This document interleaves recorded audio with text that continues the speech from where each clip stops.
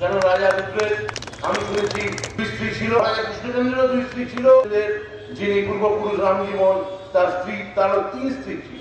ফলে কে রাজমাতা, রাজমাতা, রাজমাতা নাকি মেজ রাজমাতা নাকি সেজ রাজমাতা নাকি ন রাজমাতা আমি জানি না। ডাইরেক্ট কোনো যে বংশধারা বেছে নেই। মহামৈত্র সমর্থনে মঙ্গলবার কৃষ্ণনগরে এক জনসভায় বক্তব্য রাখলেন মন্ত্রী বার্ত বসু। তার বক্তব্যে উঠে আসে নদিয়া রাজপরিবারের কর্মজীবন রামজীবনের 3টি স্ত্রী ছিল। আর কার কটা স্ত্রী ছিল তিনি জানান। মহারাজা কৃষ্ণচন্দ্র নামে কৃষ্ণনগর জানিয়ে তিনি বলেন কৃষ্ণচন্দ্র ডাইরেক্ট কোনো বংশধারা ছিল না। আর এ নিয়ে আজকাল আগামী বিশেষ প্রতিবেদন।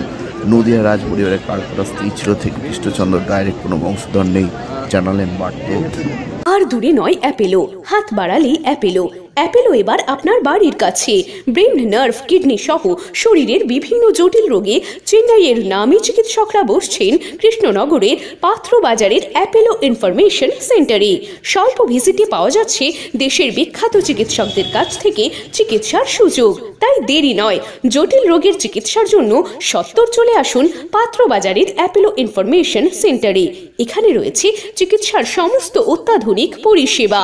তাই প্রয়োজনে যোগাযোগ করুন 8001129623।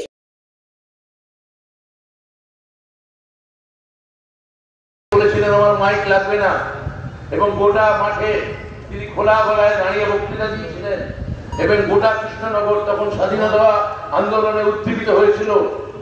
এই অনন্ত হৈমিত্র শহর, বসন্ত বিশ্বাসের শহর, এই শহরে দাঁড়িয়ে বিপ্লবের ধারা, স্বাধীনতা আন্দোলনের উত্তাপ এখানে চুইয়ে পড়েছে। সেখানে দাঁড়িয়ে আপনি একটা ফিউডাল কনসেপ্ট নিয়ে আসতে চাইছেন।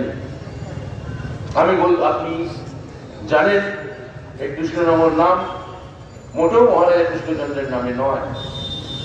এই নাম দিয়েছিলেন কৃষ্ণচন্দ্রের প্রপিতামহ রাজা রুদ্র। এই রেউই অঞ্চলে যখন যে রাজপ্রাসাদ তৈরি হয় তা তৈরি করেছিলেন মহারাজা রুদ্রের পিতা মহারাজা রাঘব। এই ইতিহাস নিয়ে আমি আপনাদের কণ্টকিত করতে চাই না। এই ইতিহাস নিয়ে আমাদের কিছু যায় আসে না। কেননা কে রাজমাতা কি রাজমাতা আমি ভালো জানি না। কেন রাজা রুদ্রের আমি শুনেছি 2 স্ত্রী ছিল, শুনেছি মহারাজা কৃষ্ণচন্দ্রেরও 2 স্ত্রী ছিল। আমি শুনেছি মহারাজা কৃষ্ণচন্দ্রের যিনি পূর্বপুরুষ রামজীবন তার স্ত্রী, তারও 3 স্ত্রী ছিল। ফলে কে রাজমাতা, কোথাকার রাজমাতা, বড় রাজমাতা নাকি মেজ রাজমাতা নাকি সেজ রাজমাতা নাকি ন রাজমাতা আমি জানি না, আমি জানতে চাই না।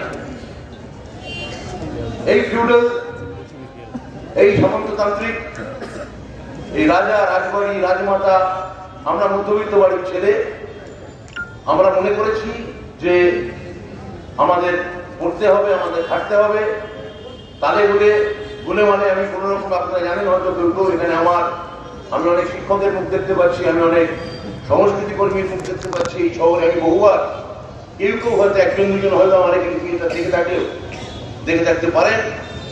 তো আমি তালে বলে রাজনীতিতে চলে এসেছিলাম। তো আমরা মনে করেছি যে মধ্যবিত্তের কণ্ঠস্বর, অধিক মানুষের কণ্ঠস্বর, সেগুলো যারা তুলে ধরতে পারবেন সেই রাজনৈতিক দলই আমরা বিশ্বাস করব।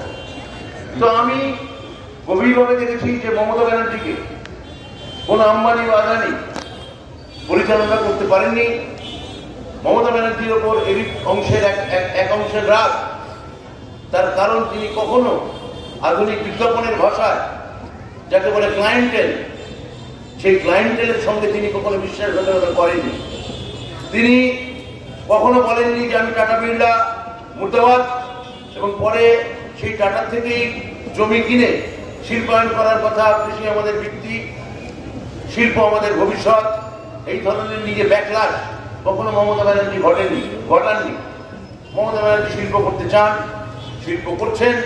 মমতা ব্যানার্জি কিন্তু তার যে ক্লায়েন্টের, যাদের তিনি লক্ষ্মীর ভান্ডার দিচ্ছেন, অভিজিৎ বিনায়ক বন্দ্যোপাধ্যায়ের মতো নোবেল প্রাপক অর্থনীতিবিদ, তিনি বলেছিলেন যে কোনো একটি কল্যাণকামী রাষ্ট্রে, কোনো একটি পরিষেবামূলক রাষ্ট্রে তিনি হচ্ছেন উপযুক্ত রাষ্ট্রনায়ক, যিনি গরিবদের হাতে অর্থনীতির ফ্লো যিনি পাওয়াতে পারবেন। সেই যে লোকটা, যে মহিলা আজকে লক্ষ্মীর ভান্ডার পাচ্ছে, আমি গ্রামে কথা বলে দেখেছি, অনেকে বলেছেন যে না আমি মমতাদিকে ভোট দেবো। কেন ভোট দেবেন আপনি জিজ্ঞেস করলাম আমরা। বললাম আমার স্বামী অনেক সময় আমার হাতে টাকা দেয় না, আমার ছেলে অনেক সময় আমার হাতে টাকা দেয় না, এই টাকাটা দিয়ে আমি আমার টুকিটাকি জিনিস, এমনকি আমার স্বামী যেটা আমার দেয় না আমি কিনে আমার স্বামীকে দিতে পারি, আমি আমার স্বামীকে কর্তব্য করতে পারি। তাহলে এই অর্থনীতির লোক, এই যে কল্যাণকামী রাষ্ট্র, ওয়েলফেয়ার স্টেট যাকে স্বপ্নবিদারা যাকে বলে থাকেন, সেখানে যদি আপনি যদি অর্থনীতি ওই লেনাদেনাটা যদি না ঘটান, টাকা পয়সা ফ্লোটাই যদি না ঘটান, তাহলে এটা চলবে কি করে? বিজেপি এটা কৃতিত হয়েছে। বিজেপি একই সঙ্গে এটাকে বলছে ডোল পলিটিক্স, এবং একই সঙ্গে বিজেপি এসে এখানে বলছে যে আমরা ক্ষমতায় এলে আমরা লক্ষ্মীর ভান্ডার দেবো, ৩,০০০ টাকা করে দেবো। বলেছে ঠেলার নাম বাবাজি কাকে বলে বুঝতে পেরেছি, ঠেলার নাম বাবাজি করে বলছে যে আমরাও ৩,০০০ টাকা করে দেবো। তা আমি বলি 10 বছর হয়ে গেল উত্তরপ্রদেশ সরকার, কোন লক্ষ্মীর ভান্ডার আছে? নেই। 15 বছরের বেশি হয়ে গেল গুজরাট সরকার, কোন লক্ষ্মীর ভান্ডার আছে? পাশে বাংলা ভাষী ত্রিপুরা রাজ্য, 10 বছর হতে চললো, আপনাদের কোন লক্ষ্মীর ভান্ডার আছে? উত্তর হচ্ছে নেই। তাহলে মমতা ব্যানার্জি যখন দিচ্ছে এবং যখন বুঝতে পারছেন যে ডোল পলিটিক্স এই বদনাম করে সারাক্ষণ বলে এই অর্থনৈতিক ফ্লোক আপনারা থামাতে পারছেন না। আর কৃষ্ণনগর কি করে বিজেপির সঙ্গে হাত মেলাতে পারে, কি করে বিজেপিকে ভোট দিতে পারে? আপনারা রাজা কৃষ্ণচন্দ্র রায়ের ইতিহাস আপনারা জানেন। কৃষ্ণচন্দ্র সত্যি এই কৃষ্ণনগরের জন্য অনেক কিছু করেছেন। মহারাজা কৃষ্ণচন্দ্র, তার চতুর্থ পুত্র গিরিশচন্দ্র, তার চতুর্থ বংশধর গিরিশচন্দ্র, তিনি নিঃসন্তান ছিলেন, অপুত্রক ছিলেন। অর্থাৎ কৃষ্ণচন্দ্রের ডাইরেক্ট কোন যে বংশধারা তার বেছে নেই। চতুর্থ পুত্র, চতুর্থ বংশধর গিরিশচন্দ্র সেখানেই আসলে কৃষ্ণচন্দ্রের বংশ শেষ হয়ে যায়। তারপর তিনি দত্তক পুত্র নেন সেই গিরিশচন্দ্র, তার নাম শ্রীশচন্দ্র। তারও কয়েক পুরুষ পরে তার তিনিও পুত্রক ছিলেন।